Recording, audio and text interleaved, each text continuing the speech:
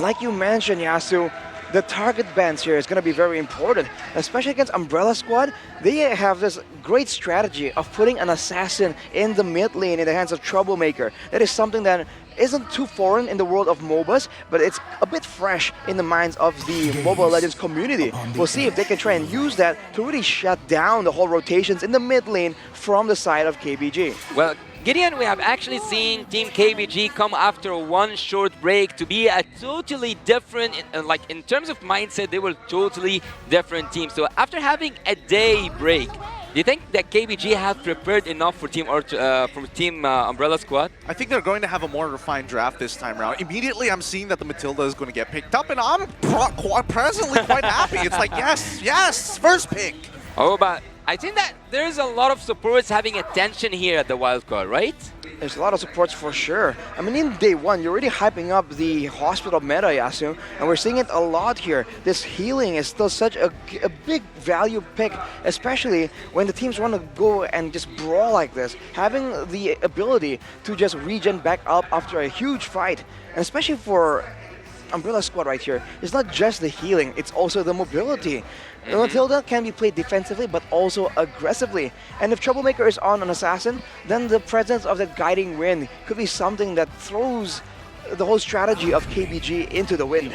Well, speaking of defending, Coach Defender is on Umbrella Squad side, and before he was actually a coach, he was a player and he was in international stages. So he does have the experience enough to pass it over to Team Umbrella Squad, and so far they have a really good, I would say, solid draft in terms of like ground control, also the engage and disengage and surprises. But what surprises me the most is that Arlott pick worth taking at the first phase, or like at the first pick, let's say, for KBG. That's exactly what I was about to mention, man. It's picked very, very early on, along with the Angela. So already just showing their cards, not really confusing the roster of Umbrella Squad. Along with that, though, they have a Fredrin, and this combination right here, Angela, Arlott, and Fredrin, this is a terrifying mid lane, a three-man rotation coming here from the Roamer Jungle mid lane combo. Especially in the early game fights, level 1, level 2, and to a certain degree after level 4 as well, they can do a lot of damage, a lot of combos, and even with the Guiding Wind, you do worry about whether or not the members of Umbrella Squad can really escape from all this damage and all this mobility and crowd control. But that's under the assumption that they want to fight in the same side of the map, because what I'm seeing here is you've got a pretty independent EXP laner, you've got a gold laner that wants to win. I'm feeling like you just need to win out that mid lane and you've basically got gold for free. And I see that heading into that second phase of banning, Afani has joined so fast on the side of KBG, so they might have done their studies and they know that Umbrella Squad's jungler have also like this. I'm not gonna say a weird draft pool, but a wide draft pool, because Troublemaker has surprised us with that Gusion, and maybe, just maybe, actually wait, I have studied Team Umbrella Squad. They are really good at assassins. I'm actually quite surprised why was Fanny like banned in the previous days. Ooh, I gotta check back on my quite notes. I'm remember. not quite sure about it. Yeah. I think there were some Fanny bans against some of the teams right here. It is a very meta hero by all means, especially in the hands of mechanically sound players. So taking it away from Umbrella Squad with their very skirmish heavy composition and their high speed composition, by the way, is definitely a good idea. But for KBG, what does that mean? Does it mean that they do want to have something vulnerable in the gold lane? Someone that just stays in the back line and outputs that damage, because they're banning 2 assassins.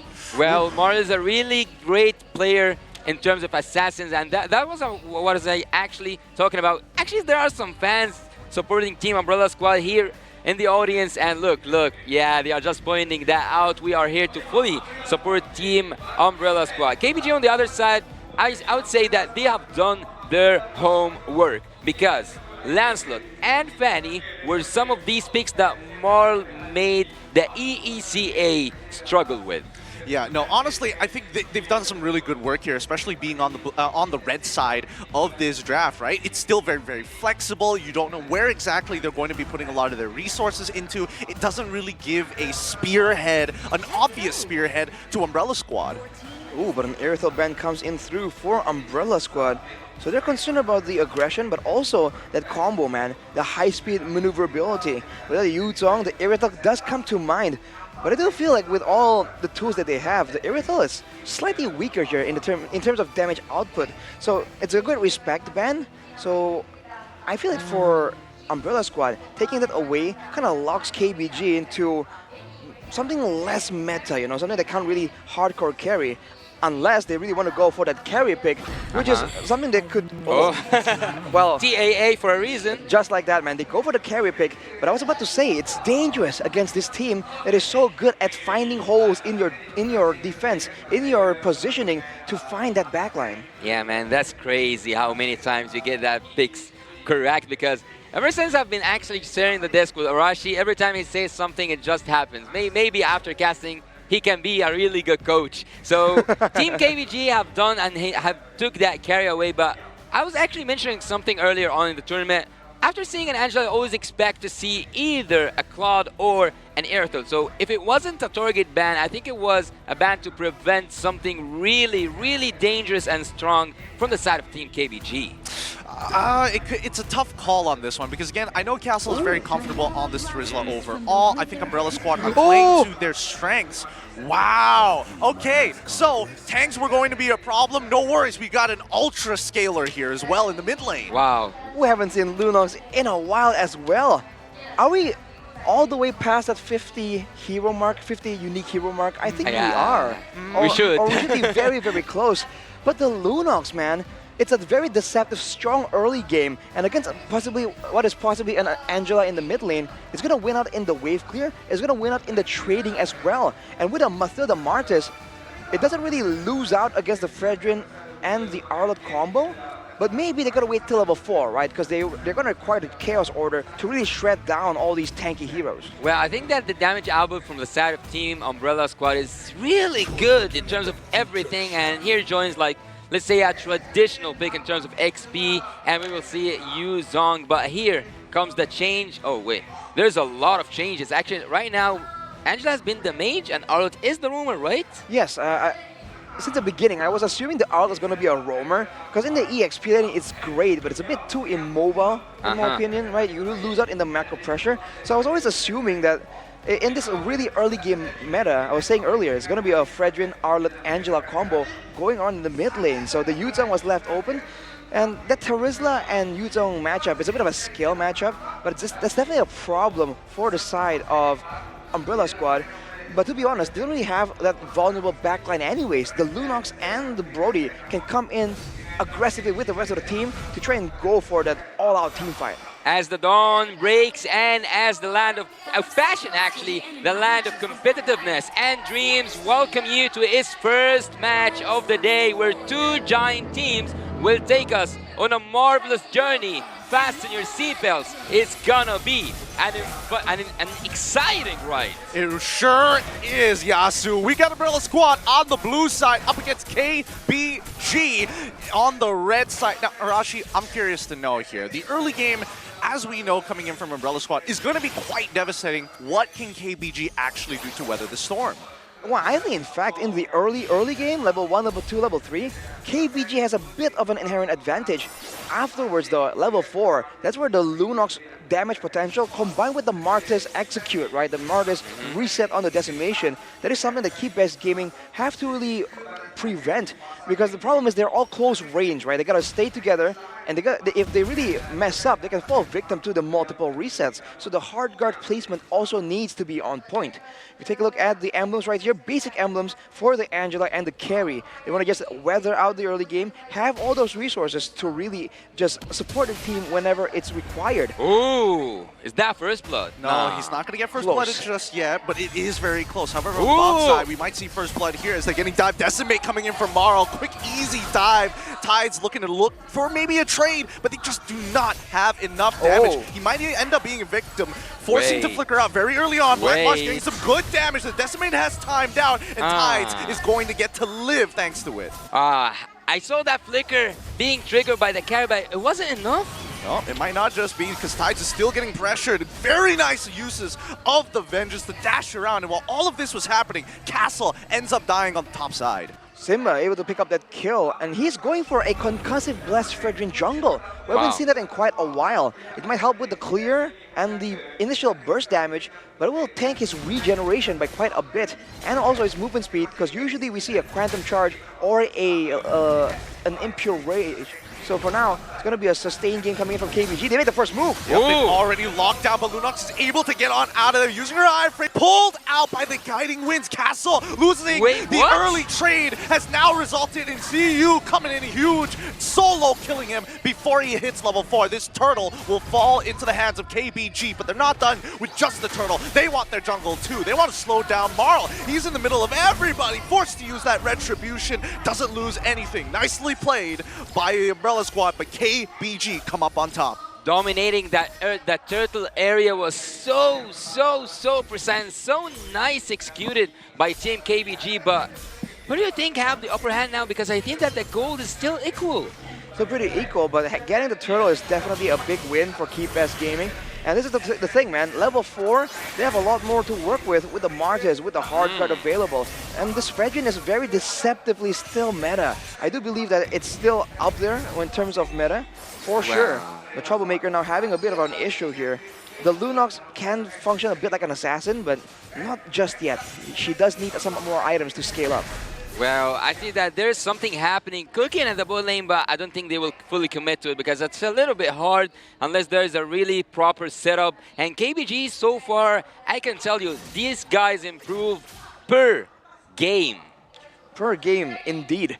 And afterwards, you have to wonder that later on, how will the fights really play out? Because there are no purifies available for both sides. So the team with the better crowd control technically is KeepS Gaming. Oh. They can really start a lot of fights that they really can take on their favor, on their terms. In the top lane, though, this is going to be a big 1v1 matchup, but in the mid lane... Ooh, Wow. Tides almost landing it, but Troublemaker able to get out of there just in time with the help of the Darkening. However, topside, the damage on the castle has not stopped just yet. This might result into another solo kill up on the top side. Castle able to hold out on his own. The help of Fangor and Troublemaker to force CU back out of his lane, chunk down to 20% of his HP. I can tell you that after studying Team Umbrella Squad, I can assure you that Castle is not just there to defend, he is also there to be the front laner, to be the initiator. But who's initiating right now? Yeah, Guiding Wind, but gets on out of there, forced to back away. Tides is able to pull him back in towards enemy lines, but again, Guiding Wind just saves the day. Do you think that KBG will control the turtle area again? Without the Final Slash, without the Black Dragon form also, by the way, you have to wonder if Umbrella Squad knows that the Black Dragon form is still on cooldown. If they do, they can go in. And here they go. They've already popped the Heart Guard. Castle, he's deep in the enemy lines, gets pulled away by the Guiding Winds, but he's already used his penalty zone. The Decimate might be coming on through, but Tides is able to stun off just in time. Not enough. Marl walks away, gets to bring his team along. At the very least, they were able to find one kill, but down on bot side, Godyang holding on to his own. Black Marsh continuing to dominate this lane for as long as it takes. Yeah, dancing with that, dancing with the Oz, and also dancing with that turtle, and it's a steal. Oof. Nice steal. Marl gets a kill, and he gets the steal on top of that. Is it his birthday or something? I don't know, man. Marl is on fire right now. And look at the rotations, man. Umbrella Squad is always so proactive. And unfortunately for KeepS Gaming, they don't even get that turtle.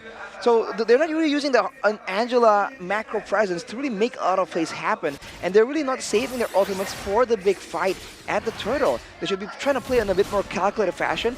And for Umbrella Squad, they gotta keep doing what they're doing. Push the tempo and try and burn these ultimates before the big fight, so it can't all be stacked in one decisive victory for KeepS Gaming.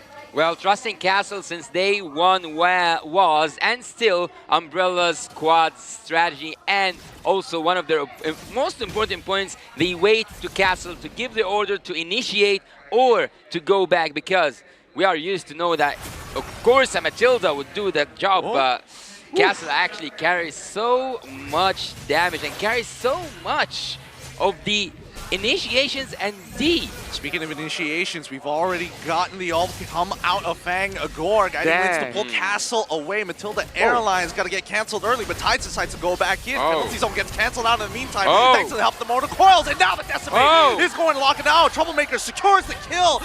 Marl does not want to get another kill stolen, is able to get these 2 kills for free.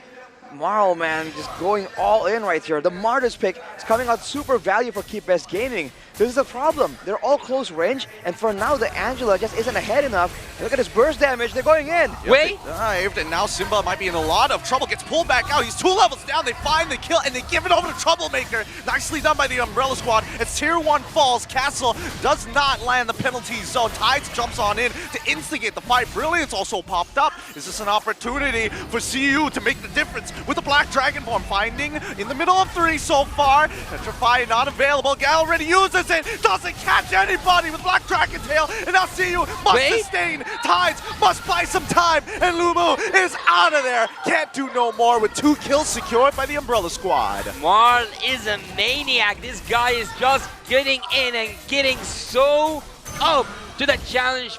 Multiple kills for the side of Team Umbrella. Just the last touch for him, for the Marl. And so what made Team Umbrella in command of this match? Is the speed and the way they can just go in and out of fights very reliably. Keep Best Gaming are relying on a full-on committed team fight to really win it out. That's why they have all the crowd control, all the bodies in the front, and the carry. But when Umbrella Squad comes in, does damage, and then back away, and then re-engage, Keep Best Gaming have no idea when to use their ultimates. And eventually they just keep falling down. Looking at the items, they have to see it, and the Malefic were completed for Black March. So even after Troublemaker gets dealt with in the big fight, Black March can still very much carry this game. Well, I always admire the pick of, I'm not going to say Troublemaker, especially like the player himself, but the Lunox. So Lunox is actually one of those picks that helps you get that turtle, and also the Lord super fast, mills tanky heroes down, even squishy heroes with that Dark Light combo. So I think that at this point, Team Umbrella Squad has nothing to prevent them from finishing the game just with 1 Lord. Well, the Lord is coming in, but the waves don't really seem to be set up. Seems like Umbrella Squad are content going for just fights and possibly a dive right here. With the Mathilda, that's not really that difficult of an issue, but we'll have to see, man. The wave clear coming in from Keep Best Gaming. No mage damage. Oh, it's going to be an Angela with the healing wave, trying to clear as best as possible. I mean, it's only the combo form. The Sword Castle comes in with a penalty zone flicker. God Yang tries to get back out of there, and the hard card has been used. Shiyu trying to disengage, but no. Sword Part Memories doesn't lock him down. That love taps coming in for Lulu saves his life, but it's still going to be Black Marsh who takes him out with 4 members still left. Can they break open this crystal? They decide not to. They're going to go for the safe play. Take out inhibitor by inhibitor as Castle is already initiated. He's got nothing left, and they've been pulled back by the final slash. Simba needs the reset. Tides is in too deep, and God Yang has to run for his life. Umbrella Squad takes the early game and takes the game. 9 minutes? Might be one of the fastest games we've seen in the wildcard series so far. It came out of nowhere, man. The penalty zone, the awareness from Umbrella Squad to avoid the crowd control and the damage and come back in when it's most suited for them. It was a great performance, great showing. And KBG, they were just unprepared, man. They just got caught completely off guard. Honestly, I think KBG felt a little awkward playing against the Lunox in the early stages of the game. And I mean, again, the Brilliance was used so early on trying to gank and push out Troublemaker that they weren't able to get their resources back down into the gold. It's stressful. It has to be stressful. Well, it does have to be stressful because right now we are in an international stage, and right now we are seeing international picks being brought to you from all around the world. Wild picks for a wild card. M5 will witness so great, or like a lot of great teams coming up to it. So I would actually say that the teams that will come here, like the teams, because there's not just one chance for a team to have a second chance, but there's 2 tickets going to the M5. So those wild card tickets, I think they will cause mayhem in the M5 itself. I think so.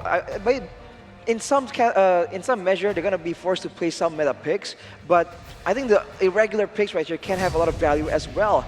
Let's take a look at the MVP brought to you by the Republic of Gamers. It's your boy Fangor on the Mathilda with 100% kill participation. And in that last fight, I thought he was done. He was finally going to get taken out. He just slides out of there. no sweat. No sweats whatsoever. And honestly, looking at this player camp, he was communicating a lot with his team to see what plays are actually available when they are moving in for these fights. And I think it's great that Umbrella Squad have a lot of confidence in themselves when they have the lead. This is their comfort zone. They're going to initiate, they're going to get something out of you, and once you're out of resources, they clap back. Well, speaking of value, the most valuable player right now, I think it's well-deserved. Whenever he initiates or disengages, this guy is a genius. Well, that's why the Mathilda pick is just so beneficial right here, particularly against the composition of KBG. The pressure is on them to really find that great initiation and maybe bait out the guiding wind first and then go for a big play. But Fangor knows that. It really seems that he really understands how these fights are going to break out. That's partially due to their wild style. So whenever the fights are beginning, he very adeptly just waits in the background, and every single time a big ultimate like the Final Slash or the Black Dragon form is used, he's just completely ready with the guiding wind, always on the right moment, the worst moment for KBG. Well, but that's a 100% kill participation, right? It's a 100% kill participation. That's exactly it. Because in these big fights, he's always available to just give in the mobility, the shielding as well. And Yeah. that's what is being abused by Umbrella Squad. If you look at these fights, it's always the movement here that makes it so difficult. Because the combos are available for KBG, but they can never get Umbrella Squad to be in the right place at the right time for them. I feel like KBG in these scenarios, right, they know what to do when it comes down to, oh, let's go down for a turtle fight, let's go down towards Lord side. But once things start slipping through their fingers, playing from behind is actually quite difficult because Mobile Legends is a game that's always coming at a fast pace. To stop a snowball would require you to make some significant plays, and that's why I think just the inexperience of playing against the Lunox can be a little difficult because the Brilliance is a good way to play around iframes, and even when you are trying to bait it out, Fangor can be that secondary fallback. And this is the problem with the draft of KBG as well. They can't really get the right place at the right time, technically, also due to how things are moving around right here. Because for, like you mentioned, Gideon, it's just too much at the same time, technically. There's just so many ultimates that are flying around, especially in the early game, against a Martis and a Lunox. If they start really snowballing, there's so much immunity, damage reduction, that to really capitalize on a bad play, it's a bit too difficult for KBG to do without maybe doing some mind games to really trap them. I mean, I feel like the mind games is difficult to play as well, right? Because again, I do agree with you that there has been an overuse of abilities, especially when you start to see the use of the Heart Guard in particular coming in from Lumo. When you are walking up to the turtle, they pop it really early on. They're not holding it as a tool. They want to say, this is what we want to do right now, and it feels like they wear their hearts on their sleeves. They're very transparent. Well, do you think that, like, at some point it was the Draft's fault for Team KBG to lose? I think KBG has potential right there, but the communication and the coordination is also a big problem. We saw, like, in the bottom side earlier, there was a big fight where afterwards, I think Simba and CU were trying to go in, Tides as well. They're all very all in, so they went in right there, but God Yang wasn't coming with them. So if they really want to go all in, they have to know, as a whole team, right, when the fight is going to happen, when it's time to back off. Because if they back off not together, one by one, that's also leaving a lot of opportunities for Umbrella Squad to really pick them off one by one. Because if you look at their damage, right, the Brody and the Lunox does have a lot of teamfight presence, but for the most part, it's a lot of burst single target damage. If that is the case, I mean, the Heart Guard should have been the answer. Is this one of those situations where it is a breakdown in communications, or is it just a lack of mechanics? I think there's a bit of both, right? There's a lack of mechanics. Obviously, knowing the interactions between heroes is going to be a big part of looking for that outplay. But the communication, like I said, could be a lot better. Sometimes the usage of the crowd control from KBG is kind of overlapping as well. And in this kind of composition that where the crowd control is generally the ultimate, you want to be a bit thrifty and a bit more